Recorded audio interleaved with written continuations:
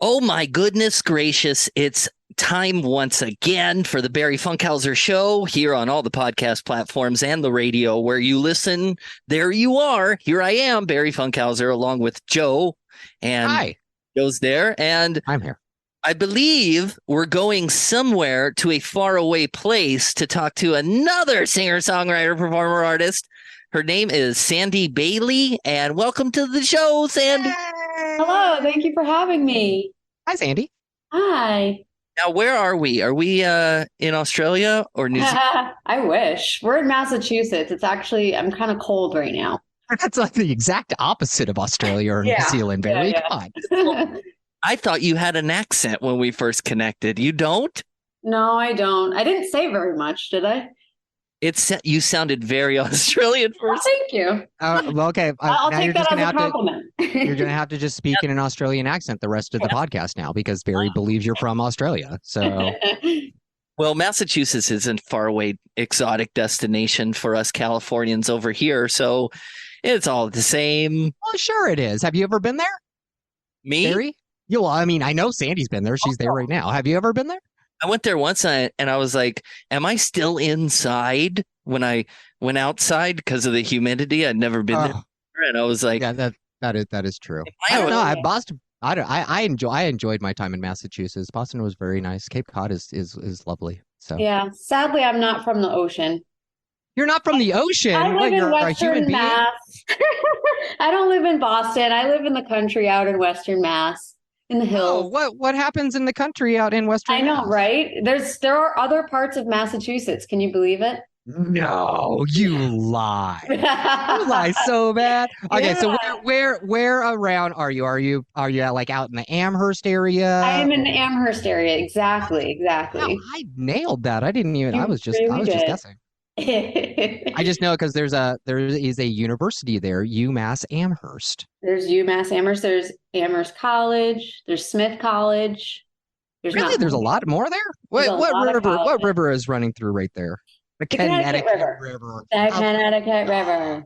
Mhm. Uh, so have you lived in the Amherst area your entire life, or did you find yourself there? I just followed the Connecticut River up north. I grew up near Hartford, Oh, okay. You were like, Connecticut. No, done with Connecticut. you. Done with you. I am taking this kayak and I am kayaking up the river Yeah. until like, oh, this looks like a nice place. What is this? Amherst, I'll stay here. Yeah, pretty much. It's only an hour and a half away, but it's a lot of a different feeling. Oh, So, how so? yeah. I mean, well, Hartford area, Connecticut's pretty much a suburb of New York City, right? Oh, So yeah. lots of suburbs.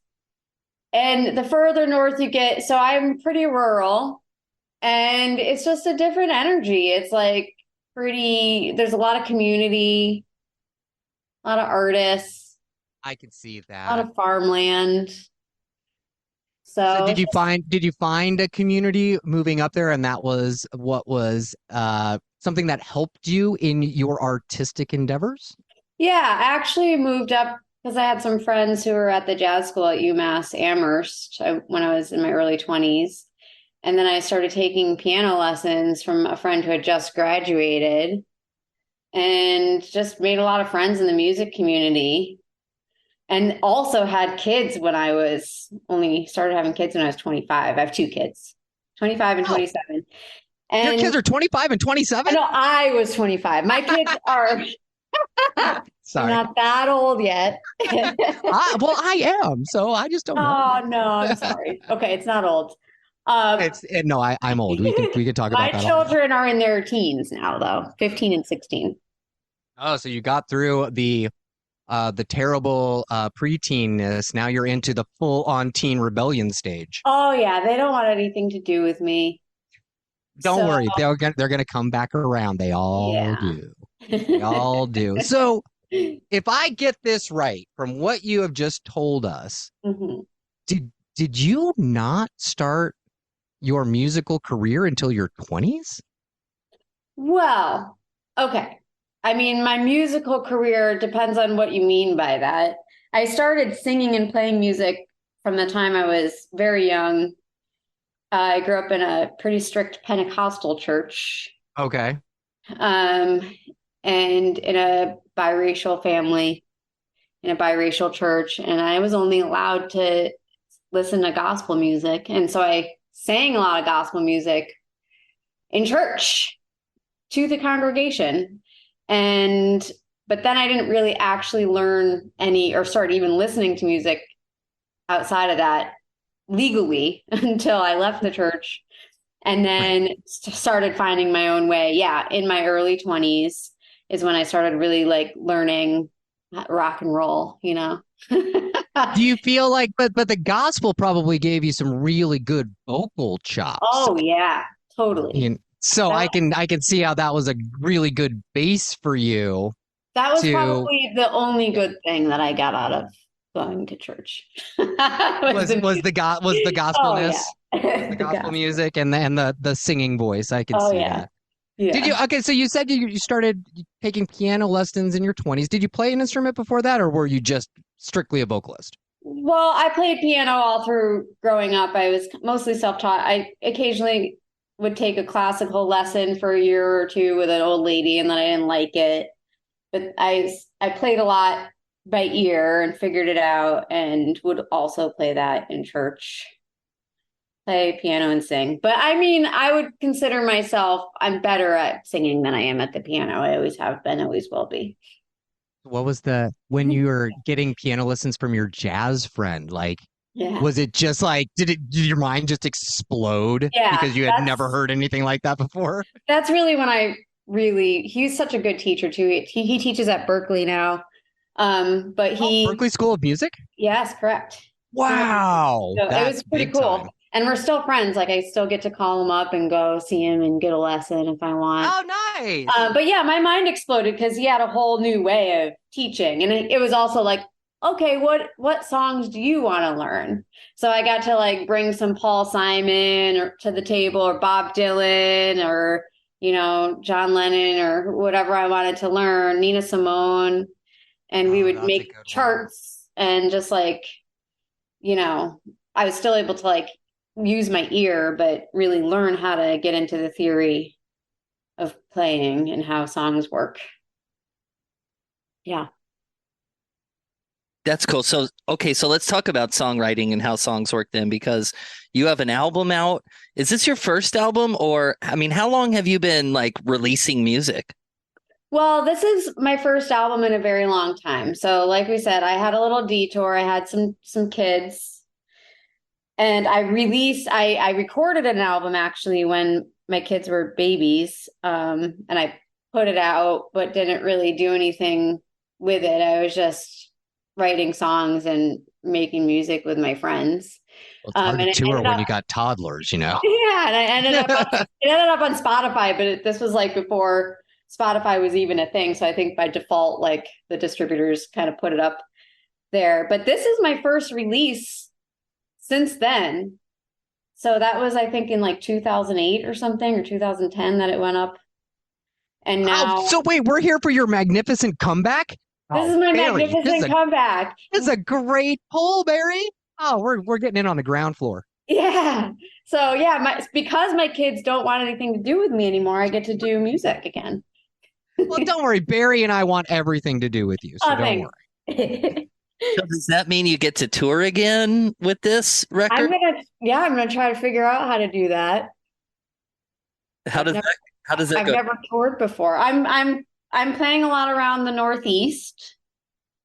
Um, I would love to book a tour. If you know of anybody who can help me with that, send them my way. We got contacts. All right. We could probably, connect the dots here and All there. right, great.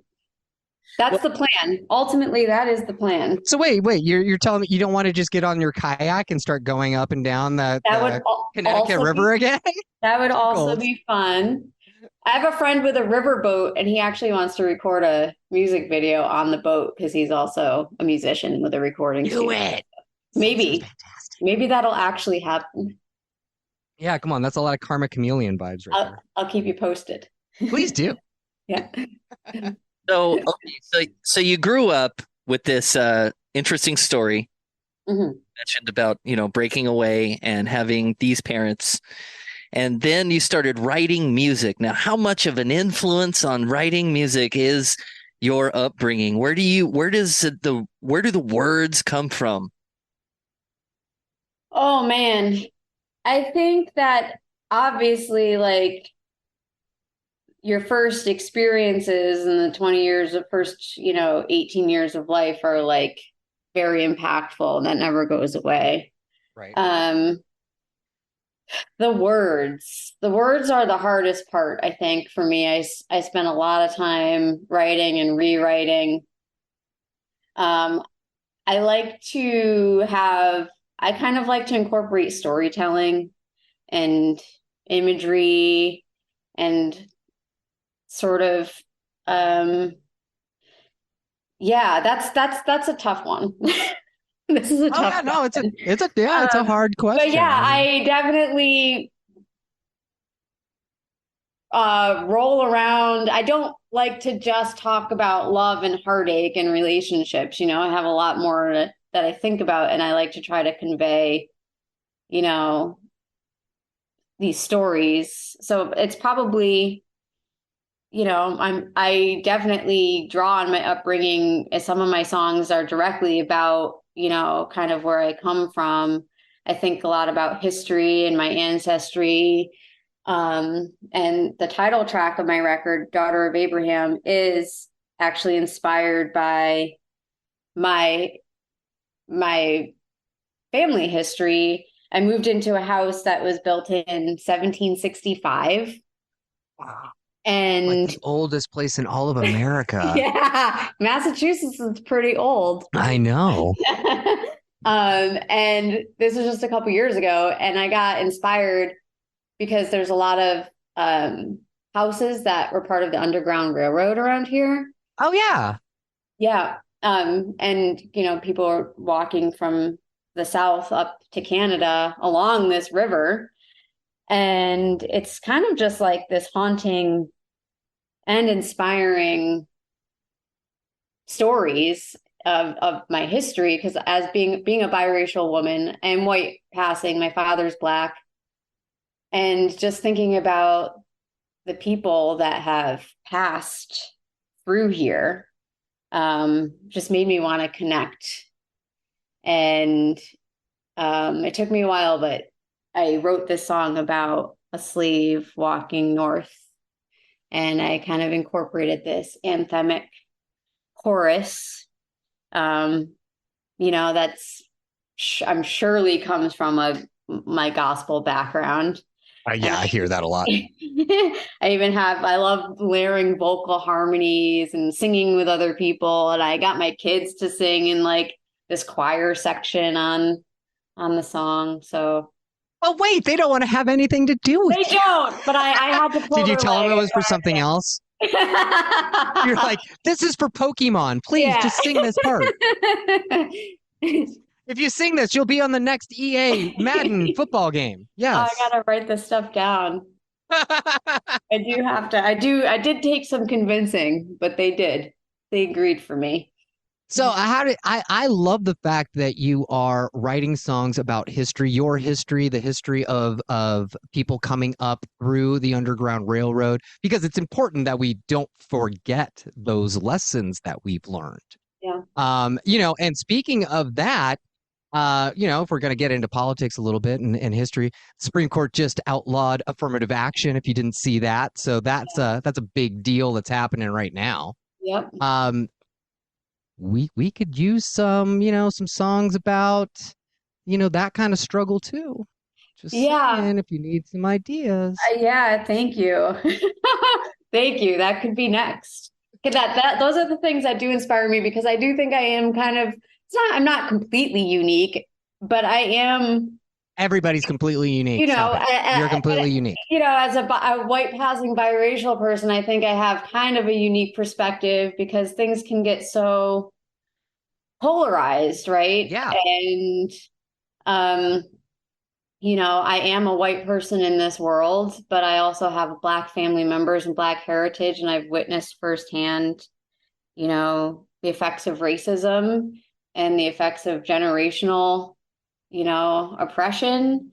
And I would hope that I could have a message because of how I've kind of learned how to live in this dissonance of being both and neither race. Mm-hmm. And I hope that I can inspire people to understand that maybe race could be both not important and very important at the same time.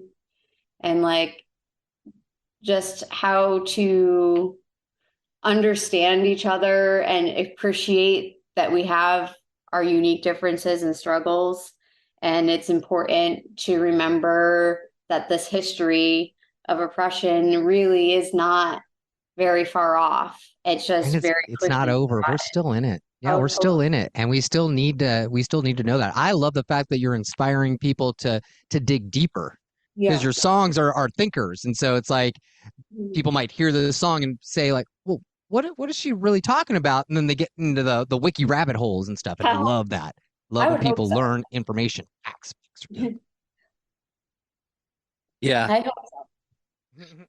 Okay, so Americana music, boy, that's an interesting genre. What gravitated you toward that coming from where you came from? Where did you pick up an instrument and be like, "Oh, wow, I'm good with this crowd"? Like, what is it about Americana that gravitated you there? I think, well, I have a trouble understanding genre, but I did realize that my favorite songwriters are in Nashville. A lot of them come from Nashville, come from what is called Americana music, but also, like I said, from having this history of growing up in like I don't exactly know what Americana music is except for something that has its roots in American history.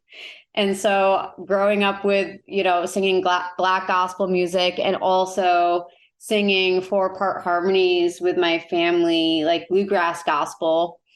I feel like that's really what my roots are in. And then I can point to other artists in the genre, like the War and Treaty have a really big gospel influence. John Prine is one of my favorite songwriters. Gillian Welsh writes a lot of really cool historical fiction. So these are all artists that I'm inspired by and feel really connected to. So it just feels like it makes sense for me to say that is my genre. If you had to choose a genre, this is the one that fits you the best. Is that's what you're saying? I would think so. Everybody's got to have a genre, even though most bands are like kind of genre-less because everyone's kind of exploring different avenues, especially now. Because we're just coming out of COVID, and I think a lot of people had a chance to like reflect on their lives, what they're doing, what they want to do, and I think it did jumpstart a lot of people to explore a little beyond their comfort zone. Right. So but sure, we'll call you Americana, but sure. But it's more to it than that. Yeah, and I don't really have like, some people would think it's like acoustic instruments. I don't really play acoustic guitar. I'm not a finger picker. You're not a finger picker. No. What? No, you're not gonna Steve Martin banjo us to death or anything like that? So, yeah. Well, what do you like better? Do you like performing or producing? What fills your cup fuller? Is it being on stage playing the songs or physically making them? Oh, it's being in my sweatpants all by myself, making songs and being with my own thoughts and behind my computer and recording stuff. And I'm definitely an introvert, and performing is something, it's fun. It's fun when it happens, when I get out there and do it. But it fills my cup just to be alone. Don't worry, I get that. Come on, I podcast in my closet so no one else can see me. Oh, beautiful. So it's great. When you actually exactly when you actually do get out and do get to play a show, let's say you can only play one show, but you can play anywhere in the world, any concert venue ever. Where would you want to play, and why would you want to play there? Oh my goodness. Wow. That's a big question. I've never thought about this before in my life. I'm just like a big fan of concert venues. Like my favorite is the Greek Theater in Los Angeles, outdoor venue in the hills of Griffith Park. It's really nice. Now I'm thinking of all the venues. I mean, I'm thinking of locations. Probably maybe like I haven't really been many places. Red Rocks is really pretty. Red Rocks is pretty. That's a big one that we get a lot of that. But I think the Newport Folk Festival. Oh, really? Because that's a good one. Because it's so beautiful. It's right on the ocean, and the crowd is really cool, and the lineup is really cool. And it seems like you could just have so much fun with so many different people. Well, that's a good one. Yeah, we haven't gotten that one. Oh man, the Newport Folk Festival. Yeah. That sounds like a good time. It is a good time. And that's the one thing that I have found out is the Americana genre.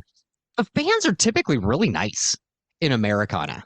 I don't know why. It's like everyone's just like, oh, hey, cool, you're here. Let's go grab a beer and listen to this awesome music. Yeah, it's really fun. Yeah, I just played the Green River Festival here in my hometown in Greenfield, Massachusetts last weekend, and it was such a blast. Yeah. Sierra Farrell was there hanging out backstage, just like drinking liquor and singing songs and see, it's stuff like that where when you get to like a kind of a looser festival like that, you get like fun stuff that happens. Yeah. You know, like a couple artists might find themselves backstage on day one and be like, oh man, we're having a great time. Why don't you just come out on set with me tomorrow? And you know, and then you get like these really cool collaborations that you might not have ever gotten before just because everyone's loose and having fun and being friendly. You know? Right. Yeah. I love that. Yeah. So definitely a festival would be my first, any festival, but Newport that's probably the best around here. Yeah. Festivals are great for the kind of music that you play too, because people that don't know you, they walk by, they'd be like, what? Who? Yeah. Yep. Exactly. You know? Right. It's a big. Exactly. So, okay. So you're signed to a record label. How did that come about? How cool was that to happen? Like, what was that journey like? It is wild, you know. I'm just taking it one day at a time. That journey was, how did that start? Some friends of mine introduced me to their manager, or introduced their manager to my music, Brad Hunt, and he emailed me maybe like a year ago now, just coldly, was like, I'm a fan of your stuff. And then I was like, who's this weird old guy emailing me? I'm not going to respond. And then my friends were like, no, you got to respond. You got to respond. That's our manager. You got to respond. You got to do this. This is real. I was like, okay, cool. So then we started, you know, emailing, and then we've been having, you know, phone calls for over a year. And he took it on himself to start making phone calls and introducing my music to friends of his in the industry. And so he found me this little label, Red Parlor Records in Connecticut. And it's been wild. We just signed the contract, in February. Oh, wow. Cool. Yep. And I had expressed to Brad that I wanted to shop I'd produced my record by myself, written all the songs, you know, had this record ready to go, and I wanted to shop it. And so he did me a solid and found me this label. That's super cool.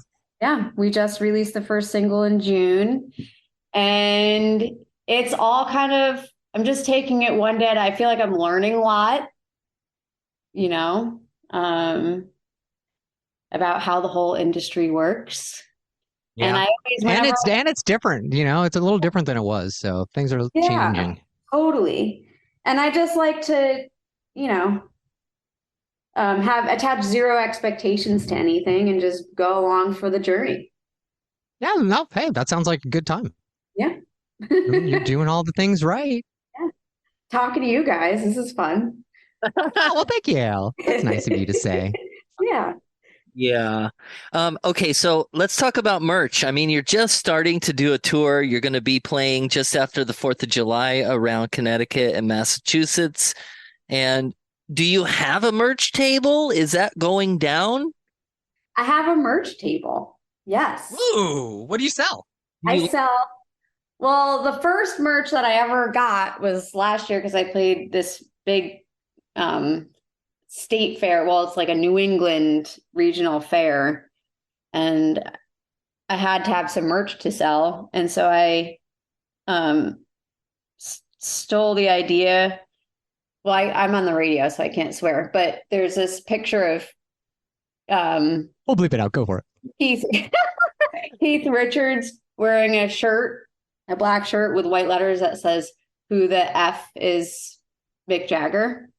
Oh, right. Yeah, no, I know the one you're talking about. Yeah. I know So the I was image. like, I know the okay, image. cool. That's going to be my merch. But I changed it to hell. Who the hell is Sandy Bailey? Because there were rules about selling merch at the fair. So You that's got my first piece family of merch. friendly merch. Yeah, Family friendly merch. Who the hell is Sandy Bailey? So that seems to go over well because it's kind of funny. Because Yeah, no, that's awesome. That's a and good then one. and then I have recently I saw some really cool illustrations on some NPR articles by this illustrator named Caitlin Brito. And I reached out to her and I just love her drawings. I love her illustrations. And she's this really sweet girl from New Jersey. And we Zoomed a couple times and she listened to my record and she drew me some really great t-shirts and bandanas. And so that's brand new. That's all up there on the website and at the merch table. And Mm, mm, I'm selling mm. CDs in person. Oh, cool. Yeah. Yeah. So buy the CD. Don't get it on Spotify. Buy the CD, people. Yeah. Buy the CD, not the Spotify. yeah. Yeah, because a lot of times that keeps the gas in the tour bus. Exactly. Keeps the food on the table, keeps the teenage kids fed. Oh my God. Boy, does it. So how did you get all these super famous people on your record? You got the guy from Amos Lee, the guy from Dinosaur Jr., the freaking drummer from the Stones and Neil Young. Like, how in the world? Tell us how, please. Well, it's because of where I live. It's a very rich musical community. And these are all just really good friends of mine. Amos Lee's guitar player, Ryan Hummel, actually just moved back from LA to the Valley. He was also the musical director on that show, Daisy Jones and the Six, that just Oh came out. yeah. Teaching them all how to play guitar and things. Seemed like a great time. But I've known Ryan for years. I don't even know, 20 maybe. He dated my sister at one point, way back in the day. But I Nice. That's good introduced them. I've known him forever. He's like family. And then when I was making these recordings, I called him up because he's just the best guitar player I know. It's phenomenal. And he sent me a lot of tracks. He sent me everything remotely from LA. So it's cool to have him back in the area. So now I get to play live shows with him too. And then Don McCauley from the Stones, he's been their drum tech for years and years. And their guitar tech, Pierre, lives right in my hometown too. And you just get to know people because it's not a very big city. So Don's just like the sweetest guy. And he was actually in the studio with the Stones and touring with them. But like, I had to save him a couple tracks because he really just wanted to give me some drums on some of the songs because he just liked the writing. And he's like, save those for me. So I saved a couple songs for him to record on. Who else? Oh yeah, Dinosaur Jr. is my friend Mark, who I've also known forever. he's toured with them. He was the guitar tech. He's played live shows with them. I don't know. They're just my friends. I don't know how I know these people. That's pretty good friends. Wow. Yeah, they're great friends. Well, you're describing like a very small town, I think, and it's like probably a beautiful place to live, and people go there of all kinds of status. And there's probably a downtown there, and you all mingle there, play music together. Yeah, it's a bunch of different towns. It's like Northampton, Amherst, Green. It's like this whole, it's called the Valley, you know? So it's like a bunch of different towns, but it all feels like one big small town. So there's all these little different downtowns, little venues. And when you live around here, it's just a special place. Yeah, it's beautiful. You probably get a lot of inspiration from just being there in your sweats. Yes. In your sweats and never leaving your apartment or your house ever. Yeah. And it's cool because I get to go to I get to walk around. I go out to the grocery store in my sweats. Like, I'm not ashamed. I do too. Everybody like sweats is just what we do now. As a society, we have all decided sweats is fine, except for maybe at a wedding. Exactly. That's like depending on the wedding. You might depending on the wedding. You know, the reception might be fine, but the wedding itself, no. Right. All right. Well, let's play a couple. Can we play a couple of tracks from your latest record? Can we play I Ain't Your Honey and Get the Message Through? Can we play both of them? I would be honored. I would love it. Thank you. That's awesome. Because you got like 2 singles going down, which is fascinatingly cool. Yeah. That's how record labels do it. They're like this and that, both. Yeah. Exactly. So listen on Spotify, but then go to her website and buy the CD. Right. So can you tell us about these songs before we play them? Yes, I Ain't Your Honey. It's just a fun, sassy tune. I don't know if any of you have had experience with bad Tinder dates. Me, yes. Luckily, no. I got out of the game before Tinder. Right before Tinder. So I got out of the game. Yeah, I got. Although I am a mom, I've been a single mom since my 20s as well. A lot of swiping left for you. Yeah. So a lot of swiping left. I did get into the Tinder came along, and then just me and my girlfriends all have had just bad times, funny times. And so, you know, it's always just fun to exchange these stories. And then I'm like, well, this seems to be a thing that people do. Does anybody have a good time on Tinder? So this is one of the few fun songs that I think that I've written. Okay. And then, tell us about the other one then. Get the Message Through. I guess it's also kind of inspired by our internet culture in a different way. I'd read a headline in the Wall Street Journal that said something to the effect of like moms in middle age are more connected than ever through social media, but they're lonelier than ever. And that irony is just also something that kind of inspired me. And I actually took this song down to a songwriting workshop with Mary Gaucher, who's a great Nashville songwriter. And she gave me some advice on how to like just improve it. And then it was chosen by the Boston chapter of NPR. WBUR is one of the top, I think it was 21 best NPR Tiny Desk contest entries. So yeah, I think it's turned into a pretty relatable song. That's freaking rad. Have you done a Tiny Desk yet? Are you going to do it? I mean, it being on the top 21, you would assume that, you know, you're going to get it. Well, I couldn't. Well, this was last year. I couldn't apply to the contest this year because you can't be signed to a record label. Oh, wow. So, well, it's okay. I think we'll take your distribution deal instead. Yeah, exactly. But you know, put in the good word with me, with Bob Boylan. Sure, I'll get on the phone with him right now after I get off with Jimmy Kimmel And before I go over to Shaq's house to hit the pool. Thanks, guys. You're the best. No problem. No problem. Happy to help. Okay, Sandy Bailey, thank you for coming on. I have one final question. Yes. And, oh boy, it's a doozy. Sandy, would you rather get into a battle to the death with one horse-sized duck or 100 duck-sized horses? A battle to the death. Somebody has to die, not necessarily me.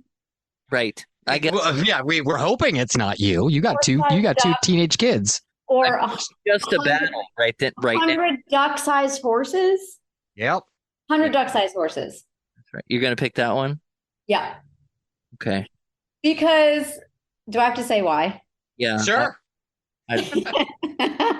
Well, I mean, I would feel bad because it seems like they would be cute and I would have to kill, but I feel like I would stand a better chance, way better chance. But a big ass duck, oh, you'd be like pecked to death. I would die. I would certainly die. Uh-huh. Okay. So you think you got a chance with the I think I got a chance. angry horse coming at you? No one ever says they would just run away. No one said that. No, Yeah. A lot of us. They're not just going to run away. I'm prepared to fight them, but I just feel like I would have a better chance because I'd be taller than all of them. I'm not very tall. I'm only 5 feet tall.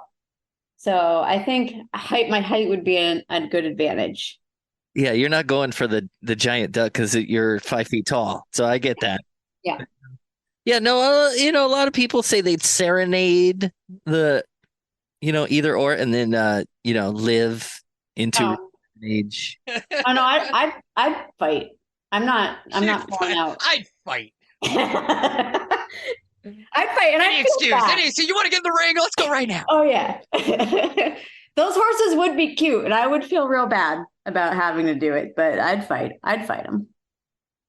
Well, Sandy, you're a fighter. Thank you so much for coming on to the show.